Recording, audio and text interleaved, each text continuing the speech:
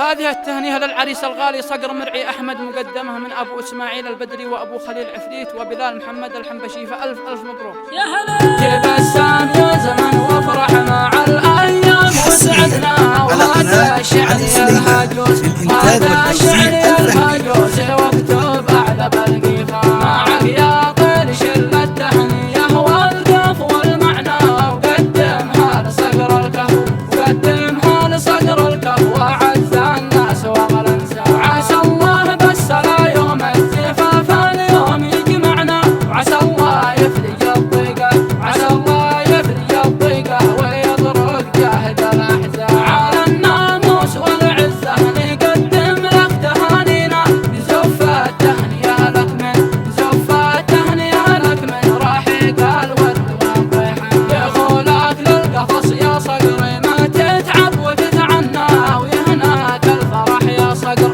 يهناك الفرح يا صقر بالأفراح عرسك زان، وهذا التهنية مخصوص لك من كل مانينا، يقدمها أبو إسماعيل يقدمها أبو إسماعيل لك من داخل الوجدان، ولك مبروك من أبو خليل ومن معزتنا، بلال أهداك يا غالي بلال أهداك يا غالي تهاني يجمل العرس، وعسى الله يسعد أيامك وبالأفراح تتهنى، ومبروك الفرق مني ومبروك الفرق مني بكل الود والأحسان، ولك يا صقر من أعماقنا كامل تحاينا، ويا حماد شلها بالصوت ويا حماد شلها بالصوت واختار أعذب الألحان، صلاة الله على طه وآله من محبتنا، محمد خيرة عباده على محمد قناة علي خيرة سليمان عباده للإنتاج وطه والتوزيع المصطفى الفني. العدنان.